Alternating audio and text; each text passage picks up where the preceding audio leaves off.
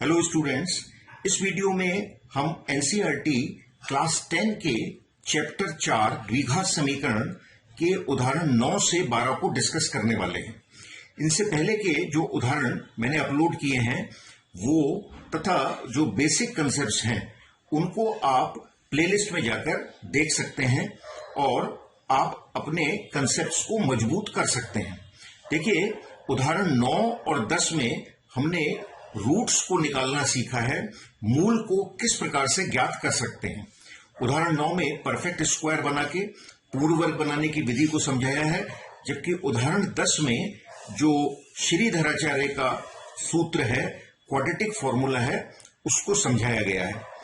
उदाहरण 11 और 12 में दो वर्ड प्रॉब्लम्स हैं, जिसमें किस प्रकार से द्विघात समीकरण बना के उन वर्ड प्रॉब्लम्स को हल किया जा सकता है, ये समझाया गया है। उदाहरण 12 जो है वो कई बोर्ड्स में परीक्षाओं में भी पूछा जा चुका है, तो परीक्षा की दृष्टि से भी ये एक इंपॉर्टेंट वीडियो होने वाला है। सभी छात्र जो कक्षा 10 के हैं और एनसीईआरटी पाठ्यक्रम से अपनी परीक्षाएं दे रहे हैं, उनको इस वीडियो को बिना स्किप किए कंप्लीट देखना चाहिए। तो चलिए इस वीडियो को हम शुरू करते हैं और अपने लैपटॉप पर चलते हैं।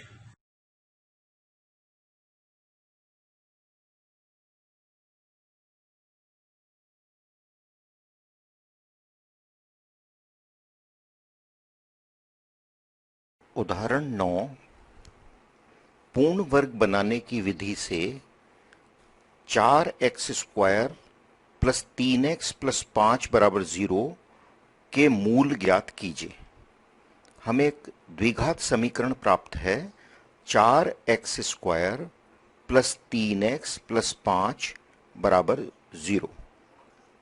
अब हम यहां पर देखते हैं कि एक्स स्क्वायर का गुणांक 4 है, तो सबसे पहले हम एक्स स्क्वायर के गुणांक को 1 बनाते हैं और पूरे समीकरण को 4 से भाग लगाते हैं।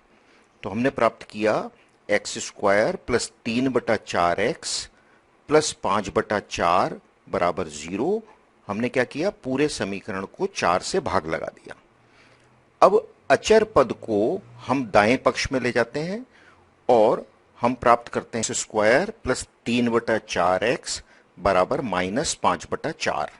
हमने क्या किया, हमने अचर पद को दाएं पक्ष में ले गए समीकरण के और प्राप्त किया एक्स स्क्वायर प्लस 3/4x बराबर -5/4। अब हमें लेफ्ट हैंड साइड में बाएं पक्ष में पूर्ण वर्ग बनाना है, तो इसके लिए हम x के गुणांक को अर्थात 3/4 को आधा करते हैं और 3/4 का आधा होगा 3/8, तो उसका वर्ग 3/8 का वर्ग दोनों पक्षों में जोड़ देते हैं। अर्थात हमने 3/8 के होल स्क्वायर को दोनों पक्षों में जोड़ दिया। हमने ये क्यों किया, क्योंकि हमने लेफ्ट हैंड साइड को बाएं पक्ष को पूर्ण वर्ग संख्या बनाना है। तो हमने प्राप्त किया x square plus 3/4x plus 3/8 का होल स्क्वायर बराबर है 3/8 का होल स्क्वायर -5/4 पूर्ण वर्ग बनाने के लिए। अब बायां पक्ष पूर्ण वर्ग संख्या बन गई, x प्लस 3/8 का होल स्क्वायर बन गया, और दाएं पक्ष को हमने सरल किया। हमने प्राप्त किया 9/64 -5/4। सरल करने से प्राप्त किया 9 -80/64 जो है -71/64। अब यह एक ऋणात्मक संख्या है, 0 से छोटी है। तो हम देखते हैं कि कोई भी संख्या का वर्ग ऋणात्मक नहीं हो सकता, क्योंकि संख्या का वर्ग होगा तो वो धनात्मक संख्या होगी। अर्थात इस स्थिति में हमें x का कोई वास्तविक मान समीकरण को संतुष्ट करने वाला प्राप्त नहीं होगा। अर्थात यहां इस समीकरण का कोई वास्तविक हल हम प्राप्त नहीं कर सकते।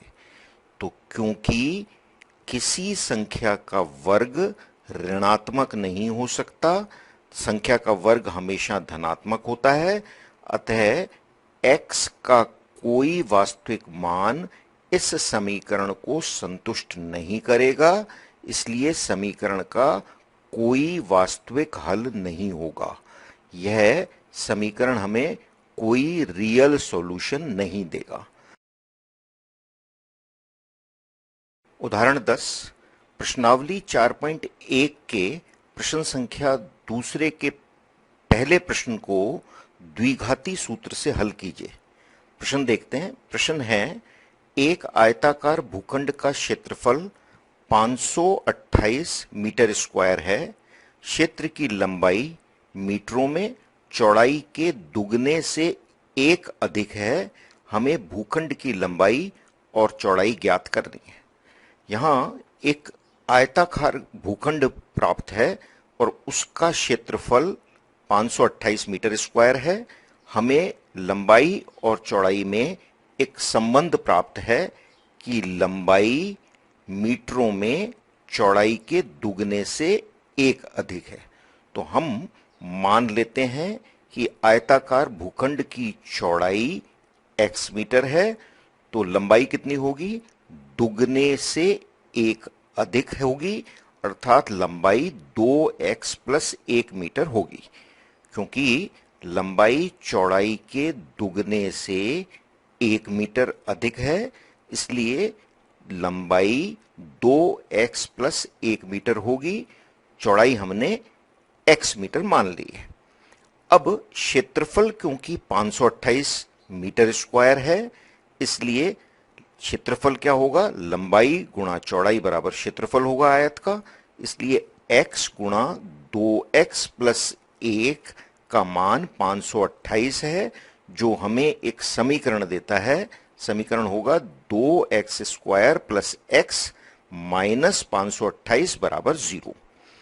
अब समीकरण को हमें द्विघात सूत्र से हल करना है, तो हम इस समीकरण की तुलना अपने मानक समीकरण ax square plus bx plus c बराबर 0 से करते हैं। तो यहां तुलना करने से हम देखते हैं कि a का मान 2 है, अर्थात x स्क्वायर का गुणांक 2 है, x का गुणांक b का मान 1 है और अचर पद c का मान माइनस 528 है। तो हमने प्राप्त समीकरण की तुलना मानक समीकरण ax square plus bx plus c बराबर 0 से करी और प्राप्त किया कि a का मान 2 के बराबर है, b का मान 1 के बराबर है और c का मान माइनस 528 के बराबर है। अब द्विघात सूत्र का हम प्रयोग करते हैं।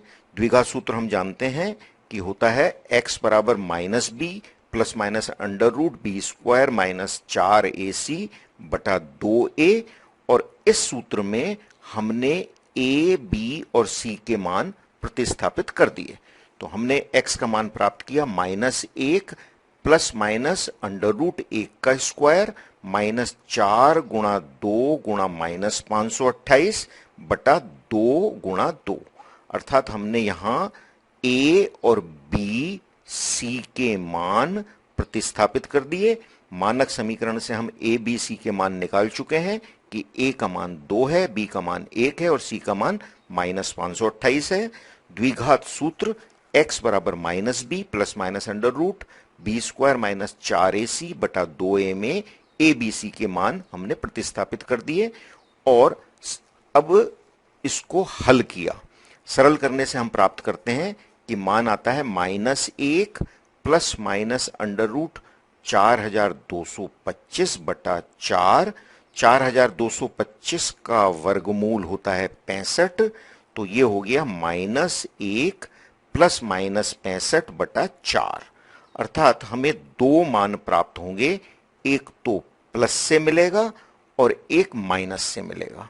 हमें 2 मान प्राप्त होंगे, एक तो जब धनात्मक चिन्ह लेंगे तब मिलेगा और एक ऋणात्मक चिन्ह लेंगे तब मिलेगा। तो ये 2 मान होंगे जो समीकरण के मूल होंगे, अर्थात हमें क्या क्या मान मिलेंगे?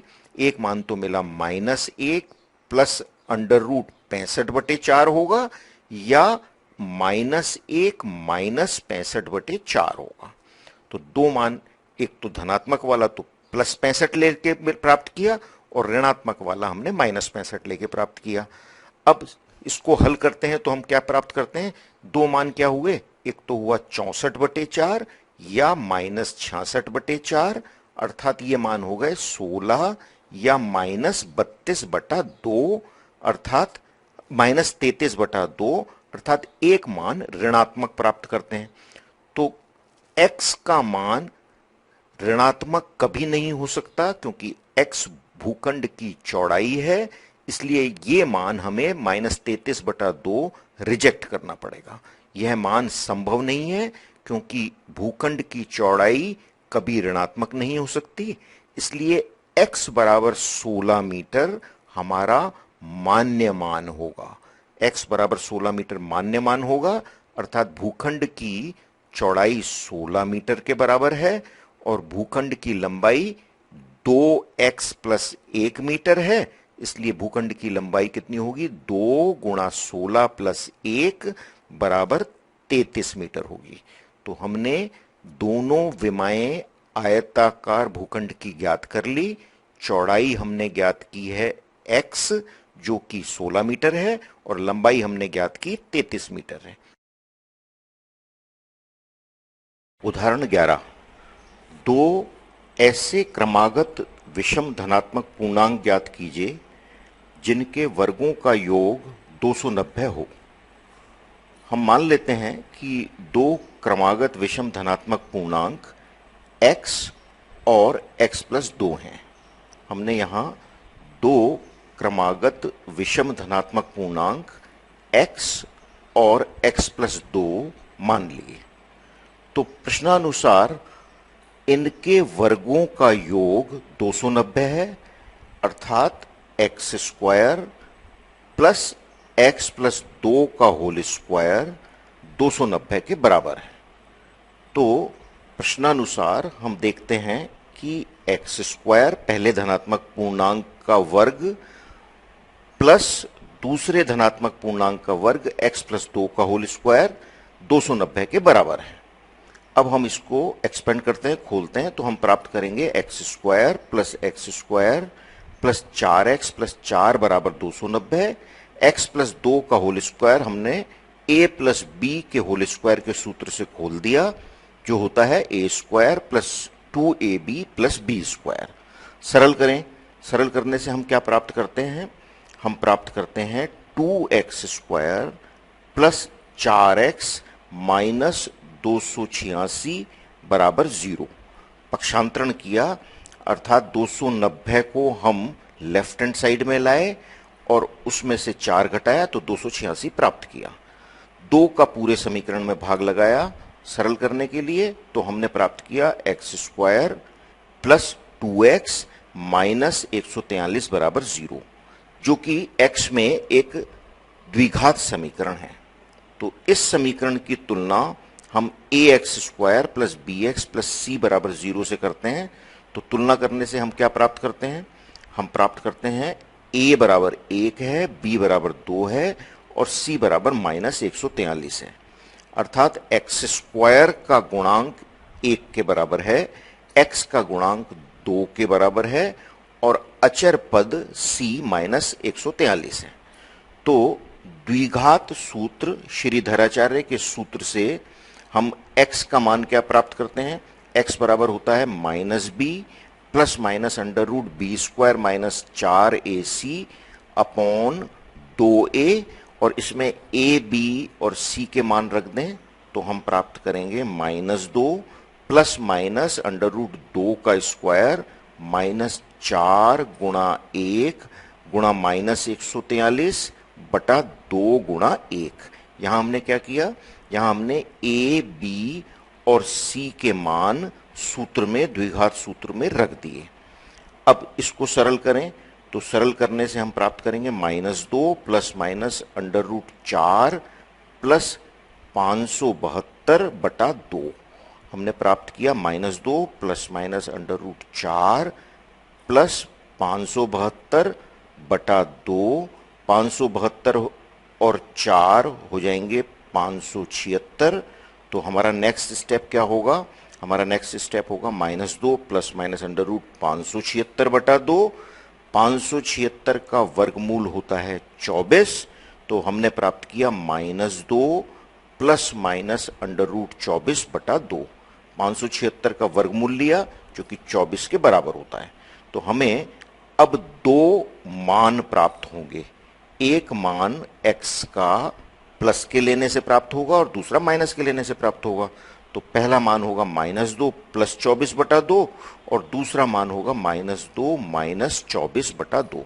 एक बार हमने प्लस ले लिया और एक बार माइनस ले लिया। तो पहला मान तो होगा 22/2 और दूसरा मान होगा -26/2। 22/2 अर्थात 11 और दूसरा मान -26/2 अर्थात -13। परंतु हम यहां देखते हैं कि x एक धनात्मक पूर्णांक है, इसलिए x का मान -13 मान्य नहीं है। x के -13 को हमने रिजेक्ट करना है, इसलिए x बराबर 11 होगा। क्योंकि धनात्मक पूर्णांक 11 है, इसलिए अभिष्ट क्रमागत विषम धनात्मक पूर्णांक 11 और 11 प्लस 2 बराबर 13। क्योंकि पहला मान x यदि 11 है तो दूसरा मान x प्लस 2 है, अर्थात वो 11 प्लस 2 बराबर 13 है।